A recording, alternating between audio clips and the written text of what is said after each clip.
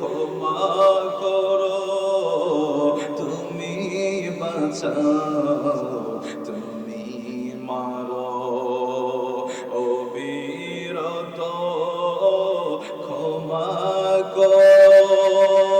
ধরার যে জন তাকে ধরো, ধরার যে জন তাকে ধরো, তোমার মুঠে সবই আল্লাহ। সুবহানাল্লাহ, লা ইলাহা ইল্লাল্লাহ, সুবহানাল্লাহ, ওয়ালহামদুলিল্লাহ, লা ইলাহা। তোমার রিজিক খেয়ে পরে অবাধ্য হই কেমন করে, তোমার রিজিক খেয়ে পরে অবাধ্য হই কেমন করে, খোঁজে না পাই কোন বাসা, খোঁজে না পাই কোন বাসা, শুকর গুজার করার আল্লাহ। সুবহানাল্লাহ, ওয়ালহামদুলিল্লাহ, লা ইলাহা ইল্লাল্লাহ। তোমার দয়াল মোদের ধরা, সারা জাহান তোমার গড়া, তোমার দয়াল মোদের ধরা, সারা জাহান তোমার ঘরা, তোমার পথে আমার জীবন, তোমার পথে আমার জীবন, কবুল করো তুমি আল্লাহ। সুবহানাল্লাহ, ওয়ালহামদুলিল্লাহ, লা ইলাহা। তুমি বাঁচাও, তুমি মারো, অবিরত ক্ষমা করো, তুমি বাঁচাও, তুমি মারো, অবিরত ক্ষমা করো। ধরার যে জন তাকে ধরো, ধরার যে জন তাকে ধরো, সবই তোমার মুঠে আল্লাহ। সুবহানাল্লাহ, ওয়ালহামদুলিল্লাহ, লা ইলাহা। বিসমিল্লাহির রহমানির রহিম। কুল্লু মান আলাইহা ফান ওয়া ইয়াবকা ওয়াজহু রাব্বিকা যুল জালালি ওয়াল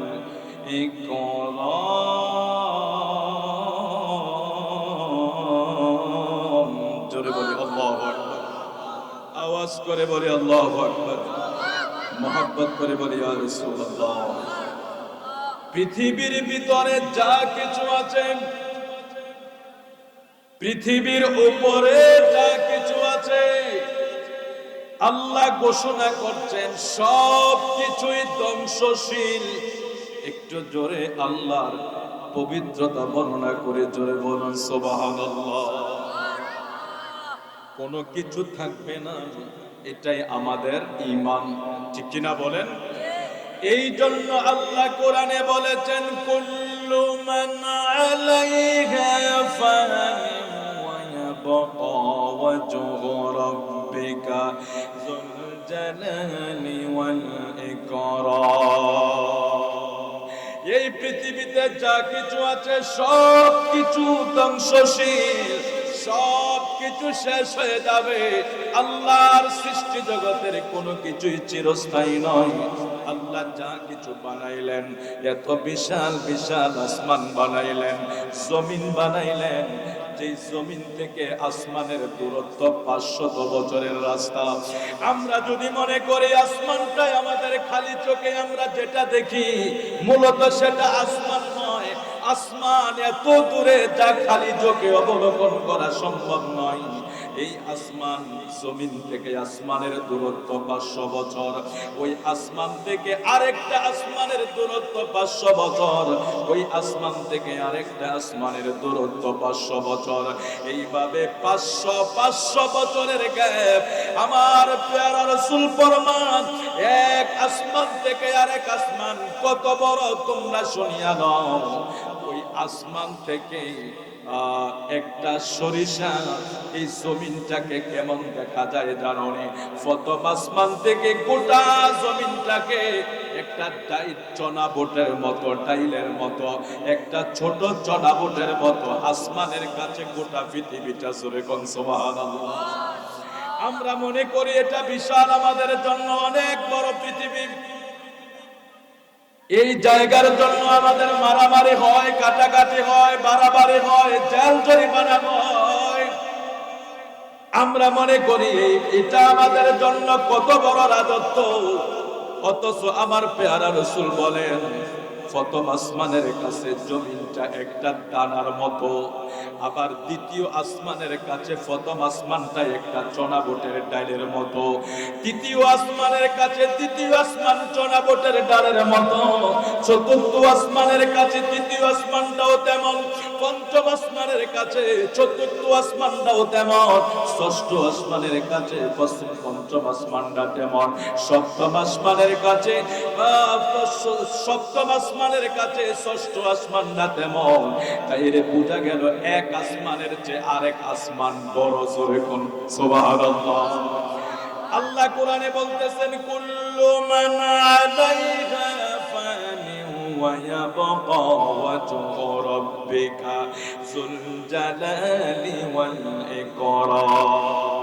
এই পৃথিবীতে যা কিছু আছে সব কিছু ধ্বংসশীল, সব কিছু আল্লাহ শেষ করে দিবে। কোনো কিছুই থাকবে না, কোনো কিছুই থাকবে না, সব কিছু আল্লাহ শেষ করে দিবে। একমাত্র চিরস্থায়ী যিনি, তিনার নাম হইল, আরো জোরে বলুন। আপনাদের কষ্ট হচ্ছে নাকি? এত কম মানুষ তো আমি কাহেতরা মাহফিলে পাই না। আমি মনে হয় মোটামুটি এক আদার্সের 3-4 বছর হয়ে যেতেছে। গত বছরও নাকি বলে আসছিলাম, আমার খেয়াল নেই অবশ্যই। মোটামুটি আমার শ্রদ্ধাভাজন বীর মুক্তিযোদ্ধা কাজী আব্দুল মালেক ইঞ্জিনিয়ার সাহেব, অত্যন্ত আমার শ্রদ্ধাভাজন ব্যক্তি, ওনার মহাব্বতে এখানে আসা। তো আপনারা আমাদের মসজিদ, এই মাদ্রাসার যারা ম্যানেজিং আছেন, সেক্রেটারি মহোদয় সহ অনেকে এখানে উপস্থিত আছেন আলহামদুলিল্লাহ। কিন্তু একটা দুঃখের বিষয় হলো, জানি না কখন মানুষ আসবে। আর এটা আপনারাই বলতে পারেন, বাজারগুলি অনেক জমজমাট হয়, কিন্তু মাহফিলগুলো আসলে দিন দিন জানি কেমন হয়ে যাচ্ছে। সেটা আল্লাহ পাকের পক্ষ থেকে আমাদের উপর একটা গজব বলতে পারেন। বাজার, গানের আসর, টিভির আড্ডা, খেলাধুলার আড্ডা এতটাই জাঁকজমক হচ্ছে দিন দিন, মিলাদ মাহফিলগুলো শূন্য হয়ে যাচ্ছে। এটা হয়তো এখন কিছুটা আছে আমাদের কিছু মুরব্বীদের কারণে। আমরা দেখি যেই সমাজ থেকে মুরব্বী চলে যায় সেখানে এক বিশাল শূন্যতা তৈরি হয়। এটা আমি হয়তো বলে ফেলেছি, কিন্তু বাস্তব রূপরেখাটা এটা কতটা যে ক্ষতির দিকে যাচ্ছে আমাদের মুরব্বীরা চলে যাওয়ার কারণে। আগের সময় আর এখনকার সময় আমরা মিলিয়ে এক করতে পারতেছি না। মুআজ্জিজ হাজিরিন যারা আশেপাশে আছেন, আপনারা সবাই মেহেরবানি করে মাহফিলে চলে এসেছেন। আমরা তো মেহমান এসেছি, আমরা প্রতিদিন আসবো না। দু চারটা কথা আপনাদের খেদমতে যতটুকু পারি বলে যাব। যেহেতু এখন ফিতনা ফাসাদের সময়, আপনারাও ডিপ্রেশনে ভুগছেন, আলেমে আলেমে মারামারি, ফারায় ফারায় মারামারি, ভাইয়ে ভাইয়ে ঝগড়া, বাবাই সন্তানে ঝগড়া আছে না, চলতেছে, তুমুল চলতেছে। এটা আমি আর আপনি বিস্ময় হওয়ারও কিছু নয়। পৃথিবী তো আর সারা জীবন থাকবে না, এটা কিয়ামত হবে, যে হওয়ার কিছু লক্ষণ আজ থেকে ১৫০০ বছর আগে আমার আপনার প্রিয় নবী বলে গেছে এরকম হবে। সেই বিষয়ের উপরে কিছু আলোচনা আমি আয়াতটা শুরু করেছি। আপনাদের কষ্ট হবে না তো? বর্তমান প্রেক্ষাপট পরিস্থিতি, সেই বিষয়ের উপরে কিছু আলোচনা আপনাদের খেদমতে করার চেষ্টা করবো। আমি গোলাম, একবারে নগণ্য, দু চারটা কথা বলার ক্ষমতা আল্লাহ স্টেজে দিয়েছেন বলি, কিন্তু হাসরের ময়দানে আল্লাহ জিজ্ঞেস করলে তার জবাব দিতে অনেক কষ্ট হয়ে যাবে। কারণ ময়দানে মাশর যেদিন আল্লাহ হিসাব নেবে, সেদিন বড় এক কঠিন অবস্থায় আমরা যখন পড়ে যাব। সেদিন আমাদের দুনিয়ার সকল কিছুর হিসাব, আমাদের এই ৫০-৬০ বছর জিন্দিগির হিসাব, আমাদের শৈশবকাল, আমাদের যৌবনকাল, আমাদের সব কিছুর হিসাব যখন আল্লাহর কাছে আমরা প্রেজেন্ট করতে হবে, আমাদের সকল গুনাহগুলি যখন আমরা নিজের চোখে যখন দেখতে পাবো, আমরা এই ৫০-৬০ বছরে কি গুনাহ করেছি ওখানে এখন অনেকের তা মনেও নাই, কিন্তু দেখা গেছে হঠাৎ করে আপনার এখন মনে নাই। হাসরের ময়দানে যখন আমলনামা হাতে দেওয়া হবে, আপনার শিশু থেকে মৃত্যুর বিচারা পর্যন্ত সব রেকর্ড হচ্ছে, সব রেকর্ড হচ্ছে। আজকে হয়তো এই ইমাম খতিব সাহেবের বিষয়টা কেউ দেখে না, জুব্বাওয়ালা টুপিওয়ালা সবাই মহব্বত করে, খতিব সাহেব ভালো মানুষ, হুজুর কাছে দোয়া নিতে হবে, খুব ভালো মানুষ। কিন্তু দুনিয়া এরকম যদি কোনো কম্পিউটার থাকতো, কোনো সিস্টেম থাকতো, যেভাবে শত শত বছর আগের রেকর্ডও বের করা যায়, মানুষের গুনাহের রেকর্ড যদি বের করার কোনো ডিভাইস থাকতো, তাহলে ইমাম সাহেবকে কেউ সালাম দিত না, মুরব্বীকে কেউ সম্মান করত না, একে অন্যকে সম্মান করত না। আপনার আমার পাপ গুনাহগুলি গোপন রেখে একমাত্র আমার আল্লাহ আমাদেরকে সেই নবীজির কারণে ইজ্জত করেছেন। একটু জিকির করেন লা ইলাহা। এখানে বাচ্চারা কোরআন শরীফ সব সময় পড়ে না? আপনারা কথা বলেন, সব সময় কোরআন শরীফ পড়ে তো? একক করে কয় নাকি 10 নাকি না? তো এই যে পড়তেছে, আপনার আমার বাড়িতে অনেক ঘর আছে, সারা বছরে একবারও কোরআন শরীফ তেলাওয়াত হয়, এরকম ঘর আছে না? কিন্তু এখানে কন্টিনিউ তেলাওয়াত হচ্ছে। তো এই তেলাওয়াতের সওয়াবগুলি তো এই এলাকার কবরবাসীদের কবরে যাচ্ছে, এরা তেলাওয়াত করতেছে। এই সওয়াবগুলি আপনারা যারা শরীক হচ্ছেন, বাচ্চা খাওয়াচ্ছেন, দান করতেছেন, মাদ্রাসায় শরীক হচ্ছেন, বাচ্চাদেরকে বাড়িতে নিয়ে খাবারের ব্যবস্থা করতেছেন, সবকিছু মিলিয়ে আপনারা কেউ গায়ে, কেউ অর্থে, কেউ সাহায্য সহযোগিতা শরীক হচ্ছেন, সেটা আপনাদের এই বাচ্চারা তেলাওয়াতের সওয়াবগুলি সবার আমলনামায় কবুল হয়ে যাবে। আল্লাহ কবুল করুক, যদি বলে আমিন। এই জন্য আপনারা আশেপাশে বসে না থেকে আমাদের মাহফিলে চলে আসেন। আমরা চেষ্টা করব আপনাদের খেদমতে কিছু আলোচনা করে রাখার জন্য। আল্লাহ আমাদেরকে কবুল করুক। একটু জিকির করি লা ইলাহা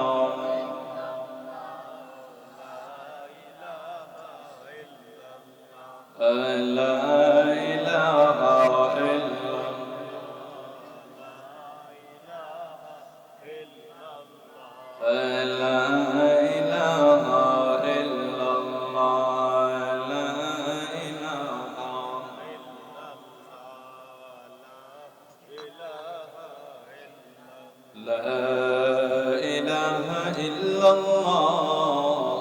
মুহাম্মাদুর রাসূলুল্লাহ সাল্লাল্লাহু আলাইহি ওয়াসাল্লাম।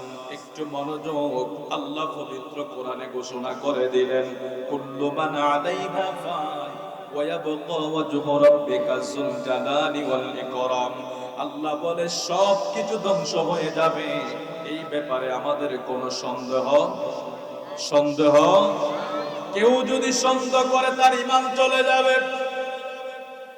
এখান থেকে আমাদের ভয় সৃষ্টি হওয়ার কথা, এখান থেকে আমরা পরকালমুখী হওয়ার কথা, এখান থেকে আমরা মসজিদমুখী হওয়ার কথা।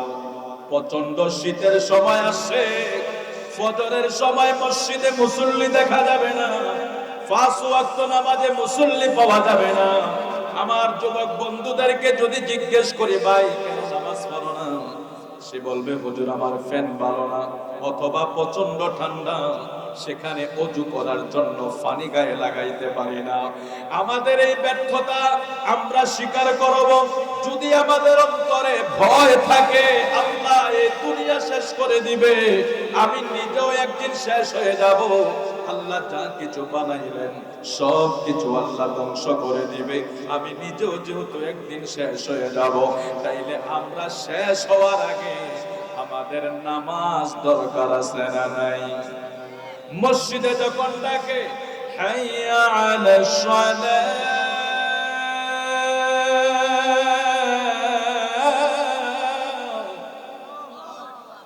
জোরে বলি আল্লাহু আকবার। কিসের জন্য ডাকে? ও ভাই কথা বলবেন না, চলে যাব। সন্ধ্যাবেলা যদি এই অবস্থা হয় আর বাকি বক্তারা যত ঘুমিয়ে যাবে না, এটা তো গুরুত্ব। মাহফিল সারা রাত শুনবো, ফজর না হুজুর দরকার নেই, নামাজ দরকার নেই। ফরজ নামাজ অবশ্যই পালনীয়, মিস করা যাবে? একটা মাসালা হাদিস শরীফ শুনে নেন, আমার নবীজি বলছেন যারা ফরজ নামাজ মিস করে দেয় ওদের নামগুলি জাহান্নামের কাতারে লিখে দেওয়া হয়। আজকে যদি আপনি আপনার থানার একটা ওয়ারেন্টের খাতা আসে, পাগল হয়ে যাবেন না? পাগল হয়ে যাব না আমরা? একটা খাতা যদি আসে সেখানে আমাকে আসামি করা হয়েছে, আমি জানি না, বা কোথাও একটা অন্যায় হয়েছে আমাকে আসামি করে দেওয়া হয়েছে, যদি আমি জানি আমার কুমিল্লা থানার কোতোয়ালিতে অথবা ছত্রকিল ফাঁড়ি থানায় আমাদের নামে মামলা হয়েছে, গুরুচং থানায় মামলা হয়েছে, একটা নাম যদি শুনতে পাই, অথবা কেউ যদি বলে, রাতের ঘুম হারাম হয়ে যাবে, ঘরে কেউ থাকবে না, সবাই দূর দূর দৌড়াতে শুরু করবে। আরে দুনিয়ার হাজতখানায় বন্দী হওয়ার ভয়ে পাগলের মতো ছুটছে, নিজের ঘরে ঘুমায় না। আর আল্লাহর হাজতে যেদিন বন্দী করে দিবে, দুনিয়ার হাজত থেকে তো পালানোর সুযোগ আছে, আল্লাহর হাজত থেকে পালানোর সুযোগ আছে? আমার নবীজি বলেছেন জাহান্নাম এমন এক জায়গা, ও বাবা, না পারবে আযাব সহ্য করতে, না পারবে পলায়ন করতে, না পারবে আযাব সহ্য করতে, না পারবে পলায়ন করতে। দুনিয়ার হাজতখানা থেকে তো টাকা পয়সা দিয়ে কিছুটা মওকুফ করা যায়, সেখানে মওকুফের কোনো সুযোগ নাই। তাহলে আল্লাহর ওয়ারেন্টের খাতায় যখন আপনার আসামি হিসাবে নাম উঠে যাবে, আমার আপনার নাম উঠে যাবে, আর উপায় থাকবে? তো যখন মসজিদে বলা হবে হাইয়া আলাস সালাহ,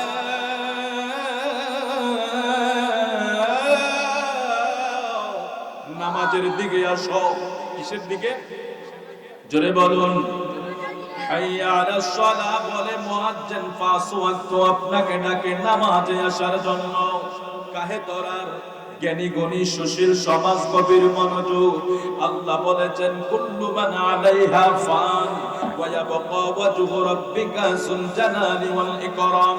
সব কিছু ধ্বংস হয়ে যাবে, কোনো কিছুই বাকি থাকবে না।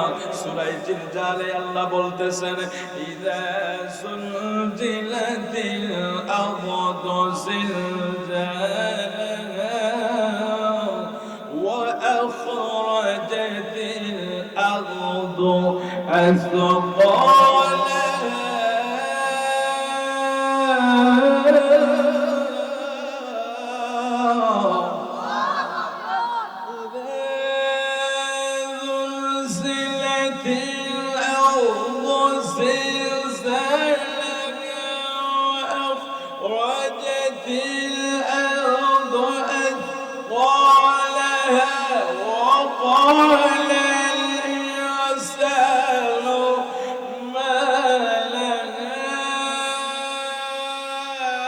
নিচে দেয়।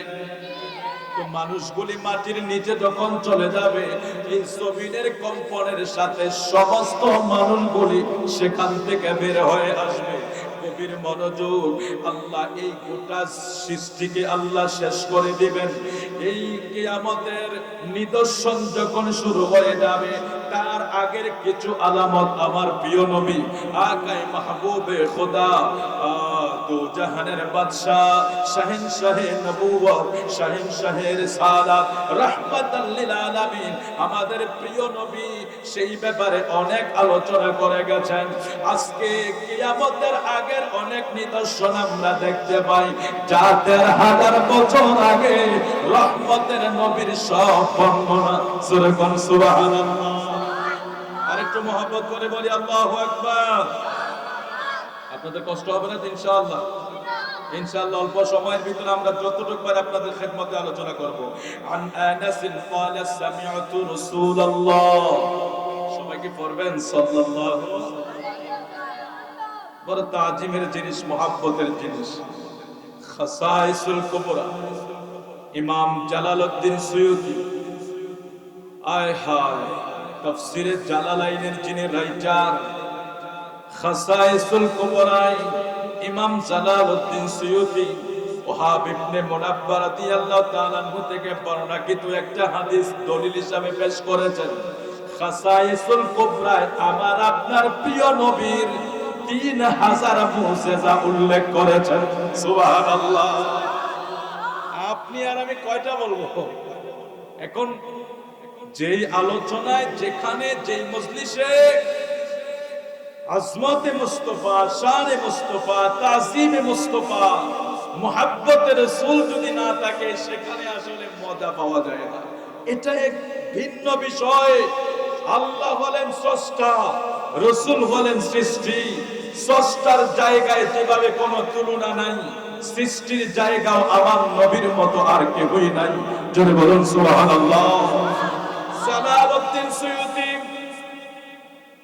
খাসাইসুল কুবরা নামক একটা বইয়ে যদি রাসূলুল্লাহর ৩,০০০ মুজিজা তারও বেশি উল্লেখ করতে পারে, সেই খাসাইসুল কুবরায় ইমাম জালালউদ্দিন খাসাইসুল কুবরায় হাদিসটা এভাবে বর্ণনা করে, আমার আপনার প্রিয় নবীর নামের উপরে চুমু খায়া, নবীর নামের উপরের মহব্বতের চুমু খাওয়ার পরে ২০০ বছরের গুনাহ আল্লাহ মাফ করে তাকে জান্নাতি হিসাবে কবুল করছে। সুবহানাল্লাহ। হাদিস শরীফের আলোচনা হবে, যেহেতু ক্বালা রাসূলুল্লাহ সাল্লাল্লাহু আলাইহি ওয়াসাল্লাম, আমরা দুরূদ শরীফ পড়ি মহব্বতে, আমরা আমার নবীর নামের চুমা খাই, নবীর নামে দুরূদ শরীফ পড়ি। আমরা অনেকে চুমা খাই, যারা খায় না আমরা তাদেরকে জোর করব না, যারা খায় তাদেরকে আমরা নিষেধ করব না। কেন? আমার নবীর নামের চুমা খাওয়া চাও। ইমাম জালালউদ্দিন সুয়ুতী মুসা নবীর এক উম্মতের ঘটনা বর্ণনা করেছেন। ওয়াহাব ইবনে মুনাব্বার থেকে বর্ণনা করলেন, মুসা নবীর উম্মত ২০০ বছর একটানা গুনাহ করলেন। তাওরাত কিতাব পড়তে যায়া আমার নবীর আহমদ নাম পাইয়া, নামের উপরে মহব্বতে তাজিম কইরা, চোখে মুখে লাগানোর কারণে আল্লাহ তার ২০০ বছরের গুনাহ মাফ কইরা জান্নাতি হিসাবে কবুল করছে। সুবহানাল্লাহ। তাইলে আমাদের প্রিয় নবীর নামের দুরূদের বরকত আছে না নাই? এই জন্য আজানে হোক, ওয়াজে হোক, আমাদের প্রিয় নবীর নাম যখন আসবে মুহাব্বতে দুরূদ শরীফ পড়বেন সাল্লাল্লাহু আলাইহি ওয়াসাল্লাম। আমার পাশে আমাদের কেন্দ্রীয় মসজিদের সম্মানিত ইমাম সাহেব মহোদয় আছেন, ওনারাও তো সিয়াসিত্তার কিতাবগুলি পড়েছেন। বুখারী বলেন, মুসলিম বলেন, আবু দাউদ বলেন, নাসাই বলেন, সমস্ত কিতাবে যত হাদিস বর্ণনা করা হয়েছে, প্রিয় নবীর নাম যেখানে এসেছে সেখানে ছোট্ট করে গোল করে লেখা সাল্লাল্লাহু আলাইহি ওয়াসাল্লাম। ও হাদিসের ইমামগণ, ইমাম বুখারীও, ইমাম মুসলিমও, আপনারা কেন অন্য দুরূদ থাকতে সাল্লাল্লাহু আলাইহি ওয়াসাল্লাম কেন দিলেন? আরো তো অনেক দুরূদ আছে। এটা দেওয়ার কারণ হইল আল্লাহ যে কোরআন শরীফে বলেছে, আইয়ুহাল্লাযীনা আমানু সাল্লু আলাইহি ওয়া সাল্লিমু তাসলিমা।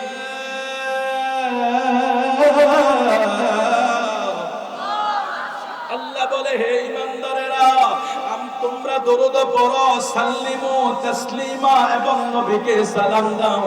কিছু কিছু দরুদ আছে শুধু দরুদ, সেখানে সালাম নাই। যেমন নামাজে আমরা যে দরুদটা পড়ি, আল্লাহুম্মা সাল্লি আলা মুহাম্মাদিন ওয়া আলা আলি মুহাম্মাদ কামা সাল্লাইতা আলা ইব্রাহিম ওয়া আলা আলি ইব্রাহিম ইন্নাকা হামিদুম মাজিদ। আল্লাহুম্মা বারিক আলা মুহাম্মাদিন ওয়া আলা আলি মুহাম্মাদ কামা বারাকতা আলা ইব্রাহিম ওয়া আলা আলি ইব্রাহিম ইন্নাকা হামিদুম মাজিদ। আমরা যে এখানে দুইটা দরুদ পড়লাম, এই দরুদটা অনেক ফজিলতপূর্ণ, অনেক শ্রেষ্ঠ দরুদ, যেটা আমরা নামাজের ভিতরে পড়ি। তবে এই দরুদে সালাম নাই। এই জন্য ইমাম বুখারী, ইমাম হাম্বা, সমস্ত হাদিসের ইমামগণ, মাযহাবের ইমামগণ সবাই যখন হাদিস লিখতে গেছে, আমার নবীর নামের পাশে দরুদ লিখছে সাল্লাল্লাহু আলাইহি ওয়াসাল্লাম। কেন লিখলেন? এই দরুদ শরীফে দুরুদও আছে, সালামও আছে। কারণ আল্লাহর ওয়াদার হইল নবীর প্রতি দুরুদ পড়ো, সালাম দাও। আল্লাহর ওয়াদার পরিপূর্ণ পালন করতে যাইয়া হাদিসের ইমামগণ সাল্লাল্লাহু আলাইহি ওয়াসাল্লাম বলেছেন, জোরে কোন আল্লাহু আকবার। وعن أنس قال سمعت رسول الله صلى الله عليه وسلم يقول إن من أشراط الساعة أن يرفع العلم ويكسر الجهل ويكسر الزنا ويكسر شرب الخمر ويقل الرجال ويكسر النساء حتى يكون ل50 امرأة القيم الواحد متفق عليه। হযরত আনাস রাদিয়াল্লাহু তাআলা আনহু থেকে বর্ণিত, তিনি বলেন, আমি রাসূলুল্লাহ সাল্লাল্লাহু আলাইহি ওয়াসাল্লামকে বলতে শুনেছি, কিয়ামতের আলামতের মধ্যে, আলামত সমূহের মধ্যে রয়েছে, এক নম্বরে ধর্মীয় জ্ঞান উঠে যাবে। জোরে বলুন নাউজুবিল্লাহ। আমার সম্মানিত মসজিদের, কেন্দ্রীয় মসজিদের সম্মানিত খতিব মহোদয় আমাকে বলেছে, হুজুর আজকে যে এক পরিবেশ, যে এক অবস্থা, মানুষের ঝগড়াঝাটি, আলেমে আলেম দেখতে পারে না, ভাই ভাইয়েরে দেখতে পারে না, কি একটা ডিভাইড তৈরি হয়ে গেছে আমাদের মাঝে। অথচ ইসলাম শব্দের অর্থ হইল পরিপূর্ণ জীবন ব্যবস্থা, ইসলাম শব্দের অর্থ হইল শান্তি। ইসলামে কি মারামারি আসেনি, হিংসা আসেনি, গালাগালি, কোনো কিছুই আমরা এগুলিরে বানাইছি। আমরা কেউ একজন আরেকজনকে গালি দেই, একজন আরেকজনের প্রতি হিংসা করি, একজন আরেকজনকে আমরা মন্দ বলি, একজন আরেকজনকে আমরা খোঁচা মারি। এগুলি তো ইসলামে নাই। ইসলাম হইল শান্তির ধর্ম। কোরআন হাদিসে যা আছে এগুলির সঠিক ব্যাখ্যা করো, কারণ এলেম হইল আমার প্রিয় নবীর আমানত। জোরে কোন সুবহানাল্লাহ। কোরআনের আয়াত বললাম একটা, হাদিস বললাম একটা, বর্ণনা করলাম নিজের মন মতো, কেউ দলের মন মতো, কেউ ব্যক্তির মন মতো। না না না, কোরআন হাদিসের আলোচনা হবে হাদিসের মতো, কোরআনের মতো। এখানে যা আছে তাই বর্ণনা করেন, তো তাইলে আর সমাজে মারামারি হবে। স্কিপ করবেন না, কেটে ছেটে কথা বলবেন না। যে আলেমে হোক, আজকে শুধু আমার দলকে বাঁচাবার জন্য আমি কোনো কিছু গোপন করছি, যার জন্য আজকে ভাইয়ে ভাইয়ে মারামারি, আলেমে আলেমে মারামারি। আমরা শান্তি চাই কি চাই না? জোরে বলুন, চাই কি চাই না? আমার প্রিয় নবী আজ থেকে ১৩,০০০ বছর আগে সেই বর্ণনা দিলেন। হযরত আনাস বলেন, সামিআতু রাসূলুল্লাহ সাল্লাল্লাহু আলাইহি ওয়াসাল্লাম, আকায়ে মাহবুবে খোদা তিনি বলেছেন, কিয়ামতের আগের আলামতের ভিতরে একটা আলামত হলো ধর্মীয় জ্ঞান উঠে যাবে। সুবহানাল্লাহ। এটার কারণে আজকে সবাই ফতোয়া দেয়, ফতোয়ার জন্য আর মুফতি লাগে না, ফতোয়ার জন্য কেউ আর এখন মাদ্রাসায় যায় না। সবাই বলে আমি কি তোর থেকে কম জানি, অথচ আমার প্রিয় নবীর মতো আর জানলেওয়ালা কেউ আছে, রহমতের নবীর মতো জানলেওয়ালা আর কেউই নাই। নূর নবীর দরবারে যখন আসতো, আমার নবীও সাথে সাথে কোন মাসালার সমাধান দিতেন না। নবী অপেক্ষা কইরা বলতেন, যাতে করে উম্মত গুলি মিস না করে, মানুষগুলাকে ভুল না বুঝায়, বুঝ বুঝা শুই না যাতে বুঝায়। আর এখন আমার নবী ১৫০০ বছর আগে এই কথাটা বলেছেন। নবীজি চলে গেছেন, এখন 1446 হিজরি চলছে, বেশকম প্রায় ১৩,০০০ বছর আগে আমার প্রিয় নবীর জবান মোবারকের কথা। এক নম্বরে কিয়ামতের আগে ধর্মীয় জ্ঞান উঠে যাবে। আমি মুরব্বী বাবাদের কাছে আপনারা বিচার করে দেখেন, আজকে এই সময় এসে এলেম লাগে না, ওয়াজের ময়দানে বক্তার অভাব আছে না নাই? আপনি ইউটিউবে চার্জ দেন, হাজার হাজার বক্তা ওয়াজ করতেছি, অথচ এখনো দাখিল পাশও করে নাই, অথবা দাখিল আলেমে মাত্র পড়ে। তাফসির করতেছি, অথচ তাফসিরের 15টা রুল আছে, অথচ তাফসিরের উপর তার কোনো ডিগ্রি নাই। আপনি তাফসির করতে হলে প্রথমে তাফসির উপরে ডিগ্রি লাগবে, তারপরে তাফসির করার জন্য 15টা তাফসিরের কৌল আছে, নিয়ম আছে, জানা থাকা লাগবে। হাদিসের ইলম থাকা লাগবে, আসবাবুন নুজুল জানা থাকা লাগবে, তাফসীর কারকদের সব বিষয় সম্পর্কে আপনার জ্ঞান থাকা লাগবে। শুধু কি তাফসীর করলেই চলবে না, জ্ঞানের দরকার আছে। আজকে আমার প্রিয় নবী ১৫০০ বছর আগে বলে যাওয়া কথা সত্য হয়ে যাচ্ছে। যার জ্ঞান নাই সেও আসবে তাফসীর করতে, যার জ্ঞান নাই সে আসবে ইলম শিখাতে, যার নিজের জ্ঞান নাই সে আসবে অন্যকে শিখাতে। তাফসীর এত সোজা নয়, মুফতি এত সোজা নয়, ফতোয়া দাও এত সোজা নয়। এখন আলেমদারে আমরা মুনাজাতের জন্য রাখি না, আমার মতো কিছু কণ্ঠধারী হুজুরকে স্টেজে বসায়া দেয়, অথচ বড় বড় আলেম যারা আমাদের উস্তাদরা যারা, তাদেরকে আমরা মুনাজাতেও রাখি না। কেন? হুজুরের গলা ভালো না। আমি বলি আমার কুমিল্লার প্রিন্সিপাল হুজুরের আমি এক জায়গায় নিয়ে গেছি, তো আমরা 40 জন আলেমী অনেক সময় বড় খতম বিভিন্ন কিছু বলি না, তো হুজুরের বয়োজ্যেষ্ঠ মানুষ, আমাদের বর্তমান প্রিন্সিপাল হুজুর, তো হুজুরে নিয়ে গেলাম একটা হুজুরে মুনাজাত করব দোয়াগের হিসাবে। সব শেষ হুজুরে মুনাজাত করছে, তো উনি তো বয়োজ্যেষ্ঠ মানুষ, উনি আমাদের মতো এত সুট দিতে পারে না, উনি উনার মতো দোয়া একটু সংক্ষিপ্ত করে দিছে। বাড়িওয়ালা কইতেছে, হুজুর কামটা কি হইলো? কি হইছে? কে নাকি একটা দোয়া হইলো, কি করছে না? আমি চিন্তা করলাম, আল্লাহ মানুষ কত অজ্ঞ হয়ে গেছে, যে যে লম্বা টান দিবে হের দোয়া কবুল হইব, আর যে মনে মনে কবে একটা কবুল হইতো না। এই কাহে তোর ভাই বাবারা, আল্লাহ শুনতে লিখে লম্বা টান লাগে? আল্লাহ এখানে দেখে। এই জন্য কোরআন শরীফের প্রায় জায়গায় কলমের গুরুত্ব দিছে। আলা বিযিকরিল্লাহি তাতমাইন্নুল কুলুব। আল্লাহ প্রায় জায়গায় বলেছেন কলবের কথা, কলবের গুরুত্ব দিয়েছে। কেন জানেন? আল্লাহ পাগড়ি দেখে না, জুব্বা দেখে না, দাড়ি দেখে না, ও ভাই লম্বা চোরা কালো খাটো বেটো, উঁচু বংশ নিচু বংশ, পয়সা আছে নাই, না না না, আল্লাহর কাছে এগুলি হিসাব বিচার নাই। দুনিয়া কে সচিব, কে মহাসচিব, কে মন্ত্রী, কে এমপি, না, আল্লাহ বলে আমি এগুলি দেখি নাই। আমি দেখি আফ্রিকার বেলালের মতো ব্যক্তিও যদি অন্তরে আল্লাহ আল্লাহ রাসূলের মহব্বত থাকে, তোর যদি পরিচ্ছন্ন থাকে, সেটাই আমার কাছে বড় দামি, চাই সে কালো। সুবহানাল্লাহ। এই জন্য ভালোবাসতে একটু হিসাব করে ভালোবাসতে হবে। মনোযোগ। আমার পেয়ারা রাসূল বলছেন, হযরত আনাস বলেন, আমরা নবীজিকে বলতে শুনলাম, আমি শুনেছি যে রাসূল বললেন, প্রথমে ধর্মীয় জ্ঞান উঠে যাবে, মূর্খতা বৃদ্ধি পাবে, জানা ব্যভিচার বেড়ে যাবে, মদ পান বৃদ্ধি পাবে, পুরুষের সংখ্যা কমে যাবে, নারীর সংখ্যা বেশি হবে, এমনকি 50 জন নারীর জন্য পরিচালক হবে একজন পুরুষ। জোরে কন্যা সুবিল্লাহ। এগুলি আমার নবী বলছেন ১৫০০ বছর আগে। 50 জন নি, পুরা দেশ চালায় নারী। আমরার হুজুরারে যদি ধরেও ফিডা একটা মাটি পড়ব না, কিছু হাদিয়া পকেটে ঢুকলে যায়, হাদিয়া না ঢুকলে না যায়। কি জবাব দিব এই টুপিওয়ালা দাড়িওয়ালারা? ওয়াজ তো আগে দরকার আমরার হুজুরার কাছে। আমরা নিজেরাই যেটা টাকা পাইলে জায়েজ, না পাইলে না জায়েজ, হাদিয়া পাইলে জায়েজ, না পাইলে না জায়েজ। আমরা আমার নবীজি বলছেন, এমন সময় আসবে নারীর সংখ্যা এমন ভাবে বেড়ে যাবে, 50 জন পুরুষের পিছনে 50 জন নারী, 50 50 জন নারীর জন্য পরিচালক হবে একজন পুরুষ, 50 জন নারীর পরিচালক হবে একজন পুরুষ।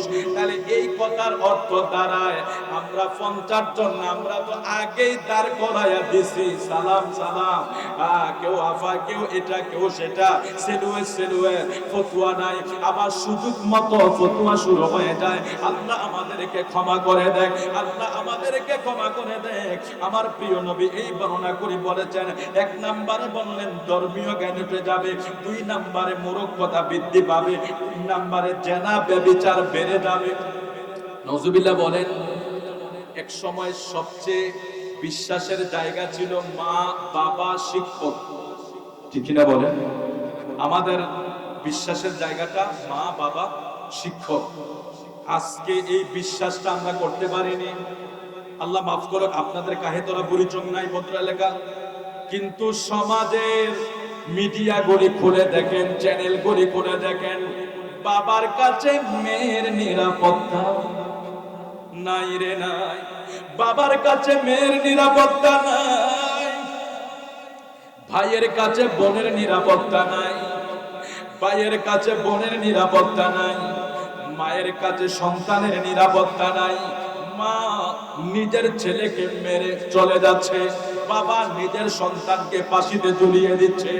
এই অবস্থাগুলি আমার আপনার প্রিয় নবী ১৫০০ বছর আগে নবী বর্ণনা করেছেন।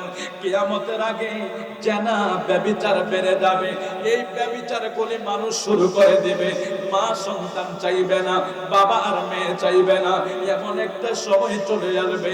কাহে তোরার মানুষ অনেক ভালো, পরিচয়ের মানুষ অনেক ভালো, কিন্তু পেপার পত্রিকা করলে আমাদের মাথায় হাত পড়ে যায়, আশ্চর্য হয়ে যায়। আর আল্লাহরে ঘরে বৈশা ডাকে, আল্লাহ কোন জামানায় আমরা এসে পড়লাম। আজকে বুঝি বাবার কাছে মেয়েরা নিরাপত্তায় থাকে না, টিচারের কাছে তার ছাত্রী নিরাপত্তায় থাকে না। কোন সময় এসে পড়লাম? তখন এই হাদিস শরীফের দিকে তাকাইয়া মনকে সান্ত্বনা দেই, আল্লাহ তোমার হাবিব ১৫০০ বছর আগে এই কথাগুলি বলে যাওয়ার কারণে আজকে আমরা একটু সান্ত্বনা পাচ্ছি, নাইলে তো পাগল হয়ে যাইতাম। কি নমুনা দেখতেছি, যেই বাবা মেয়েকে সবসময় তার মেয়ে হিসাবে দেখবে, শিক্ষক তার ছাত্রীকে ছাত্রী হিসাবে দেখবে। আজকে ওই জায়গাগুলি, আত্মবিশ্বাসের জায়গাগুলি মানুষের হারিয়ে গেছে, মানুষ আর ওই জায়গায় নাই, মানুষের আত্মবিশ্বাস শেষ হয়ে গেছে। এই ঘোষণাগুলি আমার নবী ১৫০০ বছর আগে নবীজি বলেছেন। জোরে খন্না নাউজুবিল্লাহ। আল্লাহ আমাদেরকে বুঝার তৌফিক দান করুক, জোরে বলি আমিন। আচ্ছা, এগুলি বলার কোনো দরকার আছে না? আমাদের হেদায়েতের জন্য বলছেন। অবশ্যই আমরা পরিবর্তন হওয়ার জন্য যোগ দেন। وعن علي قال قال رسول الله صلى الله عليه وسلم يوشك أن يأتي على الناس زمان لا يبقى من الإسلام إلا اسمه ولا يبقى من القرآن إلا رسمه مساجدهم عامرة وهي خراب من الهدى علماؤهم شر من تحت أديم السماء من عندهم تخرج الفتنة وفيهم تعود رواه البيهقي জোরে বলেন আল্লাহু আকবার। এটাও আমার প্রিয় নবীর হাদিস। হযরত আলী রাদিয়াল্লাহু তাআলা আনহু থেকে বর্ণনা, তিনি বলেন প্রিয় নবী সাল্লাল্লাহু আলাইহি ওয়াসাল্লামের সাথ করেন, অচিরেই মানুষের নিকট এমন সময় আসবে যখন নাম ব্যতীত ইসলামের আর কোনো কিছু অবশিষ্ট থাকবে না। নাউজুবিল্লাহ বলবেন না? আচ্ছা, এই কথাগুলি কি অস্বীকার করার কোনো সুযোগ আছে? এগুলি কিন্তু আমাদের ব্রেনে ঢুকাতে হবে, ঢুকিয়ে আমাদের ভিতরে ভয় সৃষ্টি করতে হবে। ভয় যখন আসবে, ভয় থেকে আমরা গুনাহের কাজ থেকে বেঁচে থাকার একটা রাস্তা আছে, আছে না নেই? মানুষের ভিতর থেকে যদি ভয় চলে যায়, তখন তার ভিতরে শয়তান ভর করে, আর এই শয়তানের প্ররোচনায় তার দ্বারা খুন হয়, মার্ডার হয়, জায়গা জমি দখল হয়, মানুষের সম্পদ নষ্ট করে, মানুষকে অন্যায়ভাবে ক্ষতিগ্রস্ত করে। যদি মানুষের ভয় ভিতর থেকে চলে যায়, মানুষের একমাত্র ভয় থাকবে আল্লাহ পাকের। সেই আল্লাহর ভয় যখন অন্তরে আসবে, সেই ভয়ের কারণে মানুষ দুনিয়া আখিরাত কামিয়াব করতে পারবে। জোরে বলি আল্লাহু আকবার। আর জোরে বলি আল্লাহু আকবার। প্রিয় নবী ঘোষণা করেন, অচিরেই মানুষের নিকট এমন সময় আসবে ইসলামের নাম ব্যতীত আর অবশিষ্ট কোনো কিছুই থাকবে না। ইয়া রাসূলুল্লাহ, বড় আশ্চর্য ধরনের কথা শোনাইলেন, যা আজকে বাস্তবে আমরা দেখতে পাই। কোরআনের পাতা ঠিকই আছে, হাদিসের পাতা ঠিকই আছে, মসজিদ ঠিকই আছে, ইসলাম ঠিকই আছে, কিন্তু আগের ইসলামের মজা আমরা এখন আর পাই না। ইসলাম এমন এক শান্তি, ওই শান্তি আমরা আমাদের মাঝ থেকে দিন দিন চলে যাচ্ছে। কিভাবে চলে যাচ্ছে আমরা তার বাস্তব রূপ দেখতে পাচ্ছি। এটা আমার প্রিয় নবী আজ থেকে ১৫০০ বছর আগে বলেছেন, এবং আমার নবী আরো ফরমান, অক্ষর ব্যতীত কোরআনের কোনো কিছুই বাকি থাকবে না। নাউজুবিল্লাহ বলবেন না? কোরআনের অক্ষর আছে না নাই? আছে তো। কিন্তু এই কোরআন শরীফ এমন ঘর আছে, বালু ফইরা অবস্থা খারাপ, একটা লোক ফরার লোক পাওয়া যায় না। আবার আল্লাহ মাফ করো, আপনাদের এখানে ভালো তেলাওয়াতকারী থাকতে পারে, যেহেতু মাদ্রাসা আছে।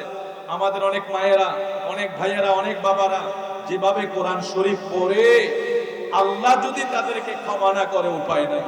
কারণ আপনি বেশি দূর যাওয়া লাগবে না। আলহামদুলিল্লাহ সূরা আমরা পড়ি না? জোরে বলেন আলহামদুলিল্লাহ পড়ি তো। আলহামদুলিল্লাহ কি পড়ি বলেন তো সবাই? আলহামদুলিল্লাহি রাব্বিল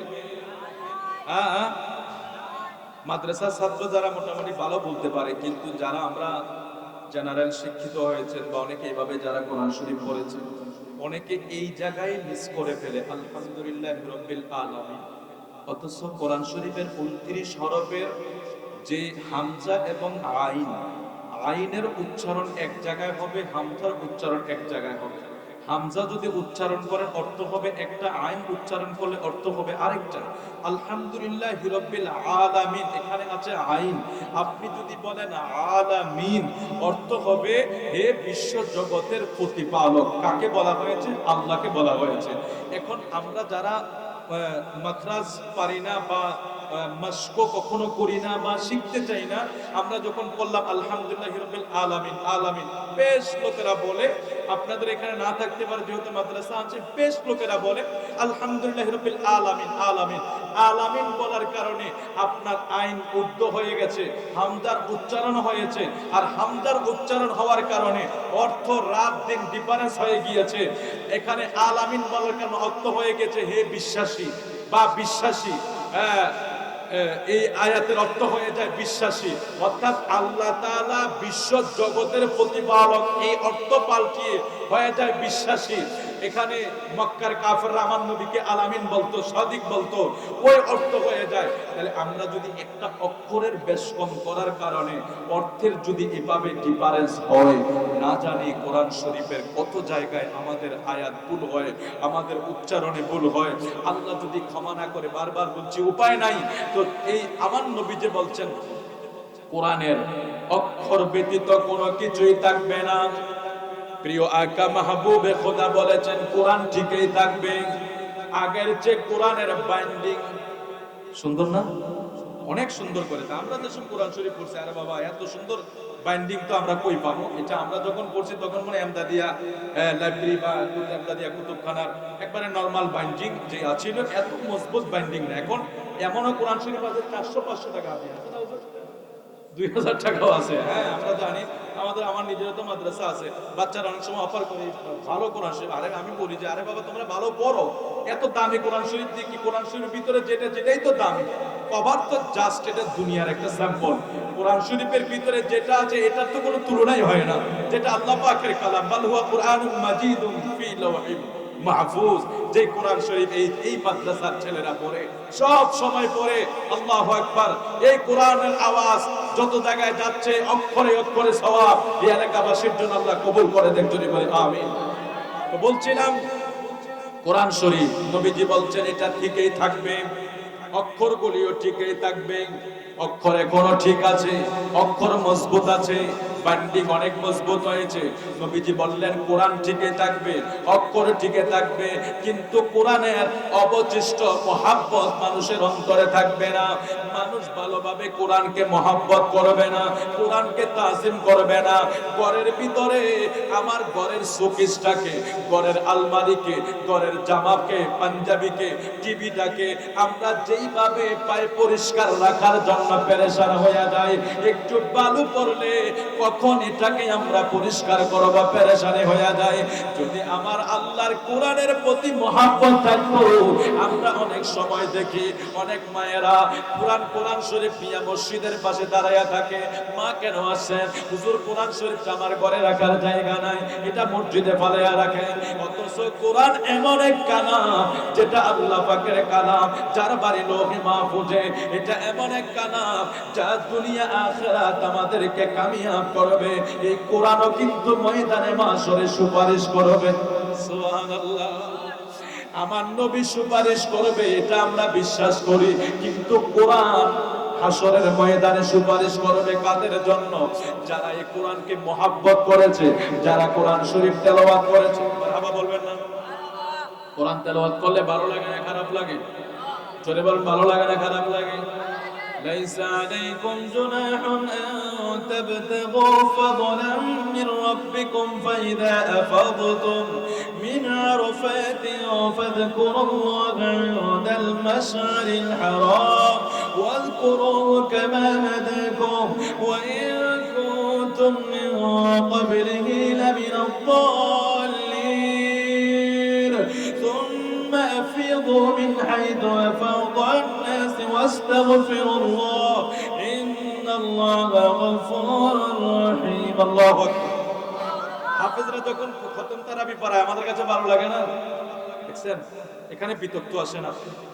কোরআন শরীফ তেলাওয়াত যদি ভালোভাবে করতে পারে শুনতে মন চায়, তেলাওয়াতটা যদি সুন্দর হয়, আবার এমনি যেমন তেমন তেলাওয়াত না, যদি ভালো তেলাওয়াত হয়, আমার ভাইয়েরা বাবারা দেখছি খুব মনোযোগ সহকারে শুনে, কারণ এটা দিলের ভিতরে একটা ধাক্কা লাগায়, কলবের ভিতরে একটা ধাক্কা লাগায়, একটা জোশ তৈরি করে দেয়। কারণ এটা এমন এক কালাম যার কোনো তুলনায় হয় না। জোরে বলি আল্লাহু আকবার। সেই নবীজি ঘোষণা করে গেছেন কোরআনের অক্ষর ব্যতীত আর কোনো কিছুই থাকবে না। এটা আমাদের জন্য একটা সতর্কবাণী। তাইলে বোঝা গেল আমরা আমার নবীর ঘোষণা অনুযায়ী, নবীজি যেটা সতর্ক করেছেন কোরআন এই অনুযায়ী আমাদের দিনের ভিতরে ঢুকাইতে হবে। আপনি যদি পারেন কোরআন শরীফ পড়েন, আপনি না পারলে আপনার ছেলেকে পড়ান, আপনার ছেলেকে যদি পড়াইতে সুযোগ না পান আপনার নাতিরে পড়ান, আপনার নাতিরে যদি পড়াইতে সুযোগ না পান আপনার আশেপাশে একটা গরিব ছেলেকে মাদ্রাসায় দেন, খরচ দেন, নিজে বহন করেন, বেতন দেন, খাবারের ব্যবস্থা করেন, কাপড় চোপড় দেন। আপনি যদি নিজের ছেলেকে না পারেন, নাতিপতিকে না পারেন, একটা পাড়ার গরিব ছেলেকে অথবা অন্য একটা জায়গার গরিব ছেলেকে আপনি যদি কোরআন শরীফ শিখার ভিতরে খেদমত করেন, হাসরের ময়দানে ওই ছেলে আপনাকে যারা জান্নাতে যাবে না। সূরা সুবহানাল্লাহ। সেই জন্য আমার নবী বলেছে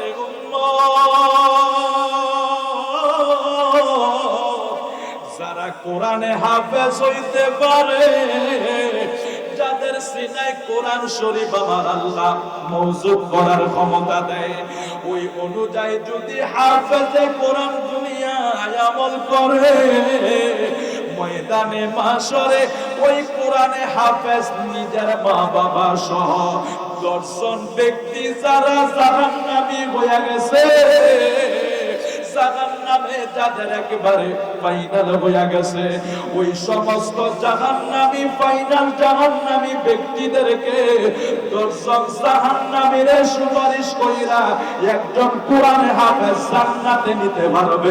সুবহানাল্লাহ। সুপারিশ দরকার আছে না? তাইলে মাদ্রাসার প্রতি খেয়াল রাখবেন। সন্তান যদি না হয়, নিজের পরিবার না হলে তারপরে যদি একবারে আমার এলাকা তো কেউ নাই, যারা গরিব সন্তানরা পড়তে আসে তাদেরকেও দেখার দরকার আছে না? নাই বলুন বাবা, এটা লাভ হয়। হয়তো আমি গোলাম আপনাদেরকে বলে দিচ্ছি, কিন্তু চোখ বন্ধ হয়ে গেলে দেখবেন আমরা চিন্তা করি আমার ছেলের এই বাড়িটা হবে না, আমার 4টা ছেলে, তাদের ওই পরিমাণ সম্পদ লাগবে। একটা বাবা হিসাবে একটা প্যারা আমাদের আছে না নাই? নাতির জন্য বাড়ি লাগবে, সন্তানের জন্য বাড়ি লাগবে, মেয়ের জন্য বাড়ি লাগবে। আমরা যথেষ্ট পরিমাণ তাদের জন্য সারাটা জীবন এই ছেলে মেয়ে সন্তান পরিবার এদের পিছনে সময় কাটাইতে কাটাইতে নিজের জীবনকে শেষ করে দিলাম। দাড়িগুলো পেকে গেছে, চুলগুলো পেকে গেছে। হঠাৎ করে যখন আমার চোখ বন্ধ হয়ে গেছে, আমার কোনো আপনজন আর আমাকে করে রাখলো না, সবাই এক এক করে বের করে দেয়। কবরে কেউ থাকলো না, সবাই সেখানে শোয়া, সবাই চলে আসে, কিনা বলে। অথচ আমার জিন্দেগিটা শেষ করে দিয়েছে আমার ছেলের জন্য। আজকে সারাদিন অনেকে কাজ করে, সারাদিন অনেকে বদলা দেয়, সারাদিন ব্যবসা বাণিজ্যে বসে থাকে, সারাদিন শহরে বন্দরে দৌড়াদৌড়ি করে, এই চাকরি করে ওই চাকরি করে। ও ভাই, এক পেটের জন্য কি এত কিছু করা লাগে নাকি? আজকে কেন করে জানেন? আমার দুটা ছেলে আছে। অনেকে আমরাও বলি, আমিও বলি, আমার দুটা মেয়ে দুটা ছেলে, আমি তাদেরকে কিভাবে খাওয়াবো? আমার চাকরি করতে হবে, কাজ করতে হবে, বাজারে যেতে হবে, ব্যবসা করতে হবে। আমার টোটাল পেরেশানি আমার ছেলের জন্য, মেয়ের জন্য, পরিবারের জন্য। এই সারাটা জিন্দেগি তাদের পিছনে খাটতে খাটতে আল্লাহ হঠাৎ করে যখন আমাকে ডাক দিয়ে বসেছে, আমার ছেলে সন্তানগুলি আর আমাকে ঘরে রাখতে পারলো না। আমি একা একা কবরে চললাম, একা একা কবরে চললাম, একা একা হাসরে উঠলাম। আমি সেই ময়দানে মাসরে যখন উঠবো, ওই দিন আমি একা একা উঠবো। ওই দিন আমি, কেউ আমাকে চিনবে না, কেউ আমাকে চিনবে না। তাইলে ওই দিনের প্রস্তুতি, কবর থেকে হাসর পর্যন্ত সেই পরকাল জিন্দেগির প্রস্তুতির জন্য মাদ্রাসায় বাচ্চা পড়ানো, মাদ্রাসায় সহযোগিতা করা আমাদের দরকার আছে না?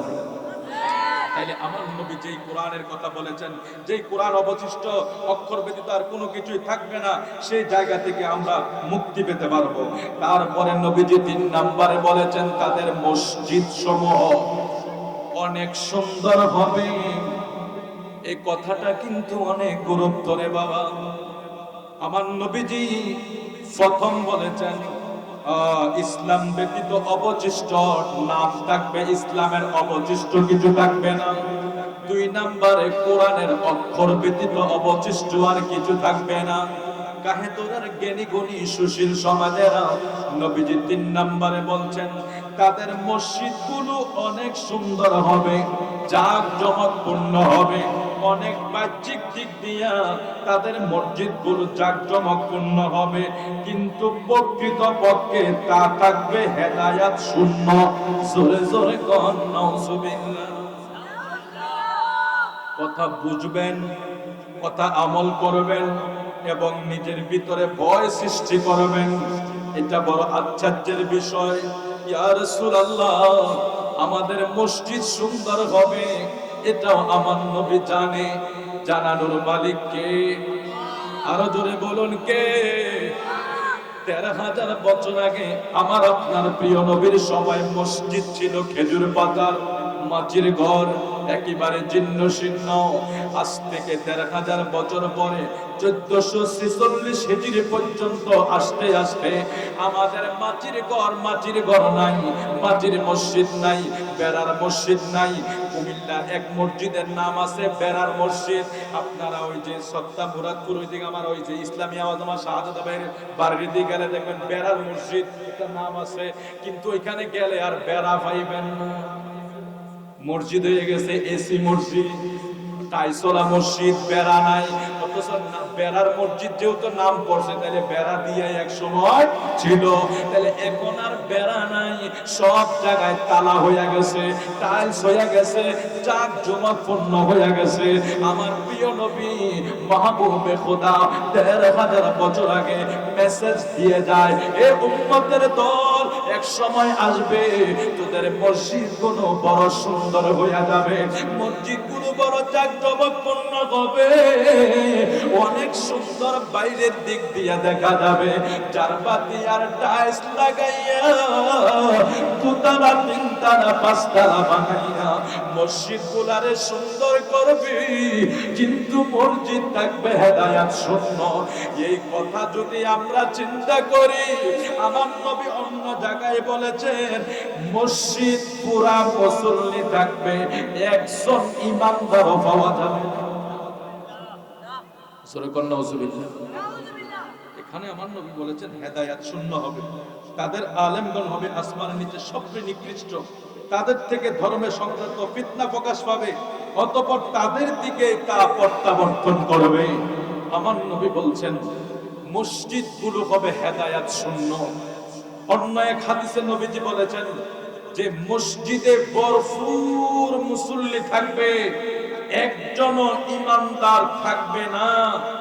এই কথার যদি ব্যাখ্যা বিশ্লেষণ করা হয়, আজকের এই সময় এসে যারা মসজিদের মিম্বারগুলি দখল করে দ্বীনের উপরে, ধর্মের উপরে, কোরআনের উপরে, নবীর শান ও হাসবতের উপরে যারা কটাক্ষ করে কথা বলে, মুখ ভেঙ্গিয়ে কথা বলে, রাসূলুল্লাহ শানে মুখকে বাঁকা করে করে কথা বলে, আল্লাহ আল্লাহ, ইমান যাইতে তো বাবা রাত দিন আর সময় লাগে না। ইমান যাইতে আপনার সামান্য কিছু ভিতরে কুপুরে সৃষ্টি করবেন। যেমন আপনি যদি এতটুকুই যদি বলেন যে না রাসূলুল্লাহর রওজা শরীফ জিয়ারত করা লাগবে না, এখানে জিয়ারতের জায়গা না, অথবা এখানে শিরক হবে বা বিদআত হবে, এগুলিতে যাওয়া লাগবে না, এই জাতীয় কথা যখন আপনি বলবেন, তখন আপনি তো কোরআনের সাথে সংঘর্ষ করে ফেললেন। আল্লাহ বলেছেন ওয়ালাউ আন্নাহুম ইযলামু আনফুসাহুম জাউকা ফাস্তাগফিরুল্লাহ واستغفر لهم الرسول لوجدوا الله توابا رحيما।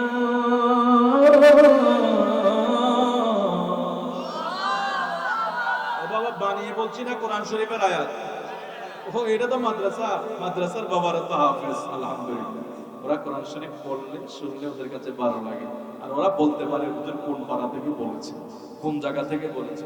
আমি যখন প্রথম হাফেজ হয়ে যখন বেরিয়েছি আলহামদুলিল্লাহ, যে আইসা এটা কোন পাড়া বলে দিতাম, ওইটা কোন পাড়া, বড় বড় আলেমরা ফোন দিত, তখন আমি অনেক ছোট, আমাদের সিনিয়ররা এই আমি সব এটা কোন পাড়াতে আছে বলে দিতাম, ফোনেই বলে দিতাম, কারণ আজ থেকে প্রায় ধরেন 20-25 বছর আগের কথা।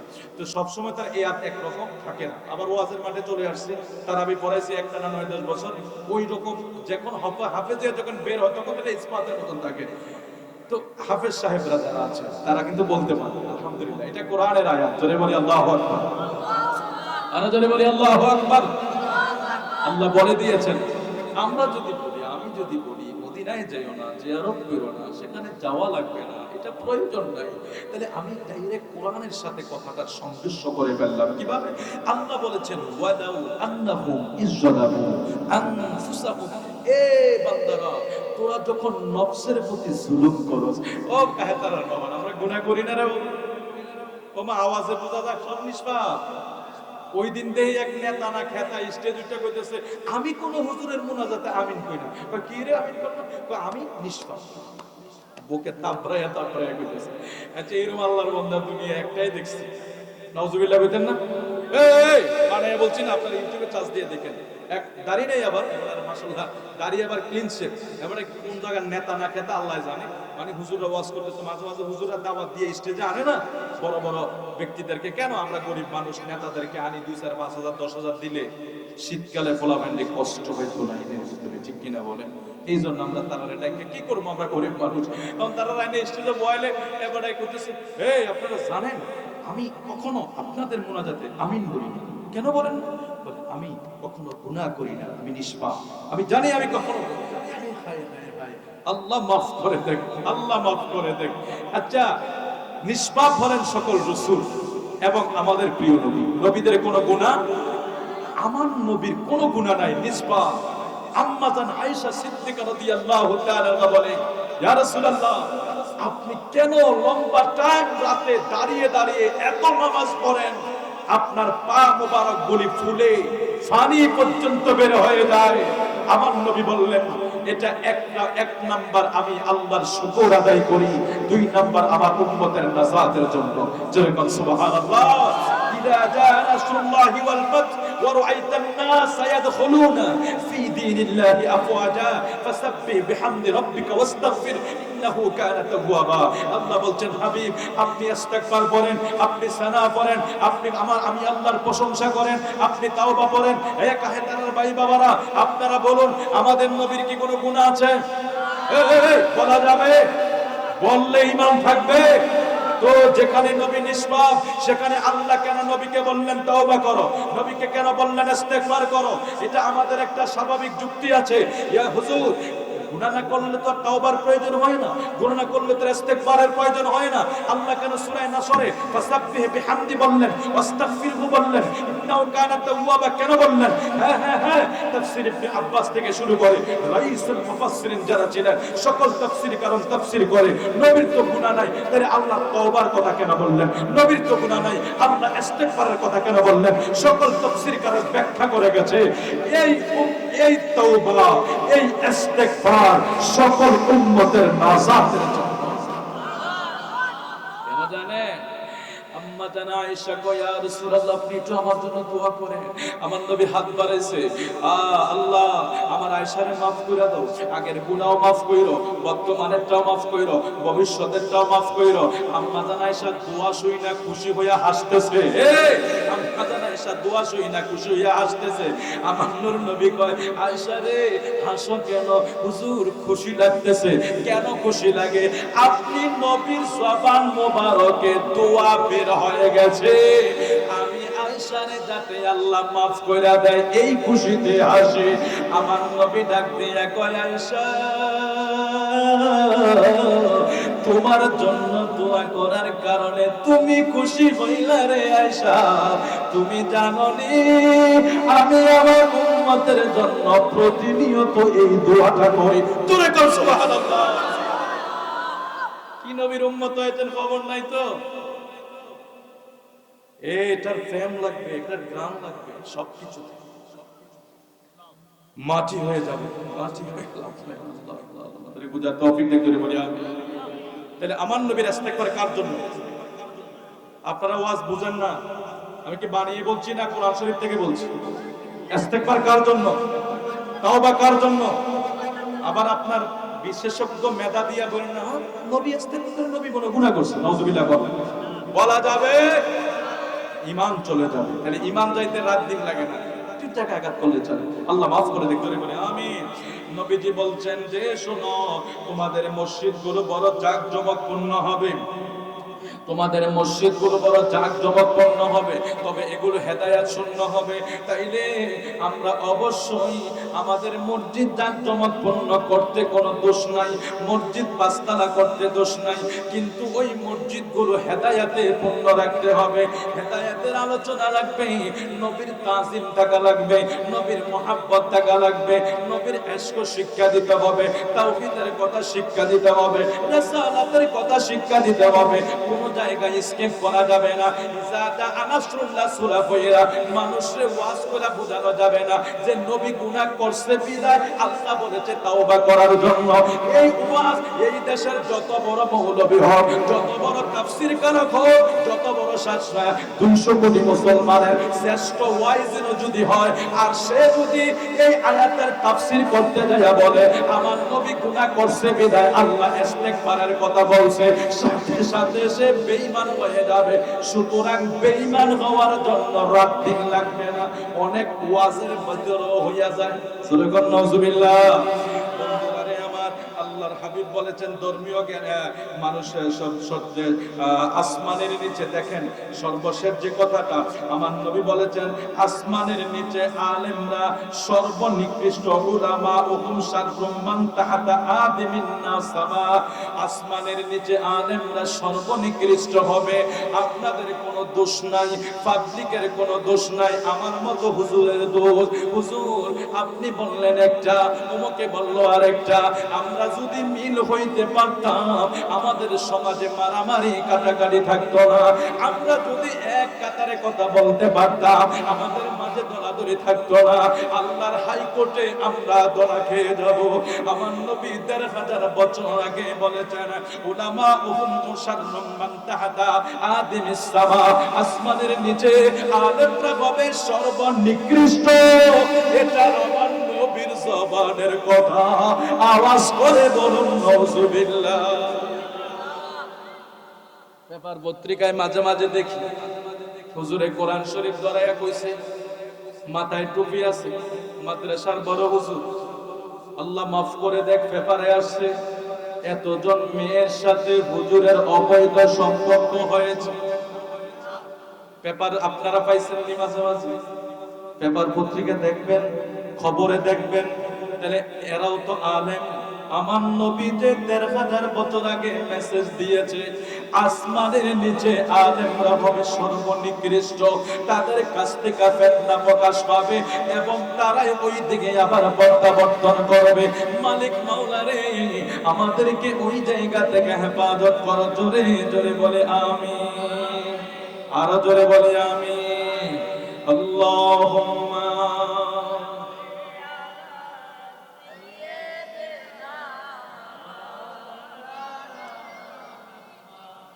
وعلى آله।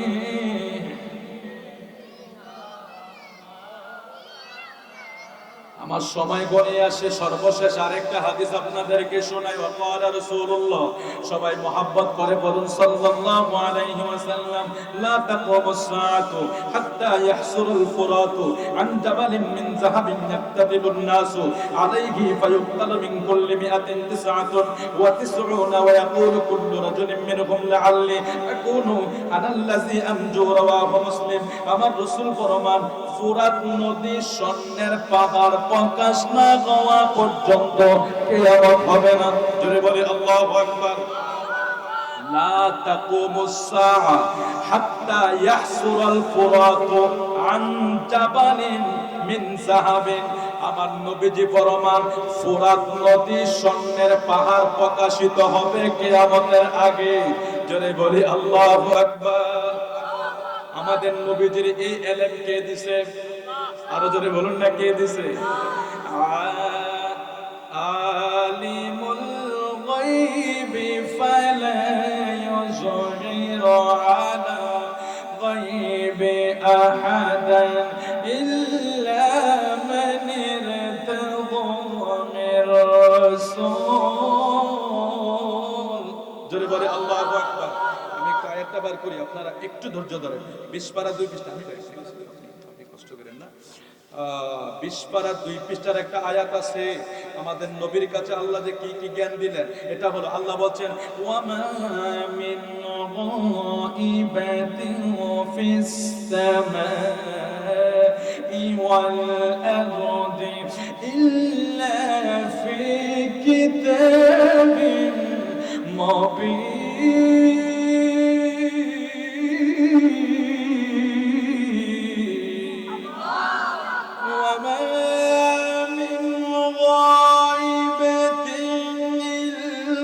السماء والأرض إلا في كتاب مبين।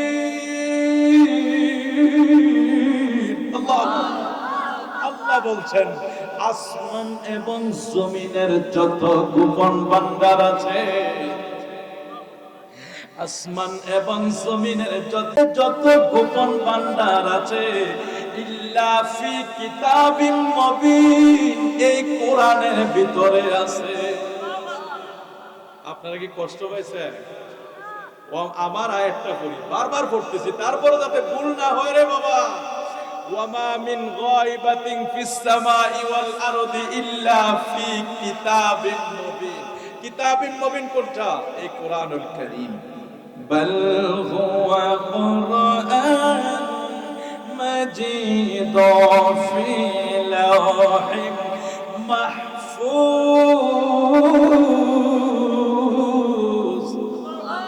এটা এটা হলো কোরআনে কারীম। ওয়া মা মিন গায়বাতিন ফিস সামাই ওয়াল আরদ, আসমান জমিনের সব গোপন কথা এই কোরআনের ভিতরে আছে।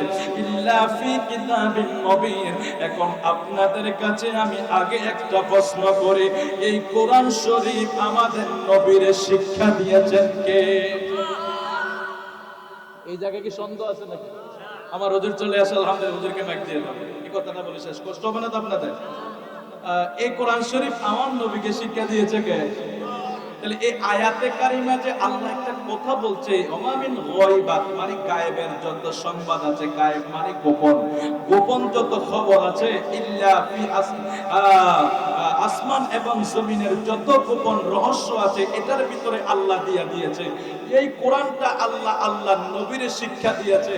এখন আপনারা বলুন, গোপন খবরগুলি বাদ দিয়ে আল্লাহর নবীর কোরআন শিক্ষা দিয়েছে না পুরানা দিয়েছে? হায় হায় হায় হায়। الرحمن علم القرآن الرحمن علم القرآن তিনি হইল রহমান, যিনি শিক্ষা দিলেন কোরআন। আল্লামাল কোরআন, যিনি কোরআন শিক্ষা দিয়েছে। এখন কোরআন শিক্ষা দিয়েছে কাকে? আমার আপনার প্রিয় নবীকে। আল্লাহ যেহেতু কোরআন শিক্ষা দিলেন, এই কোরআনে যা যা আছে নবী তার খবর জানে। এই জন্য ১৫০০ বছর আগে নবীজি বলেছেন, ফোরাত নদী কিয়ামতের আগে স্বর্ণের পাহাড় হবে। সুবহানাল্লাহ।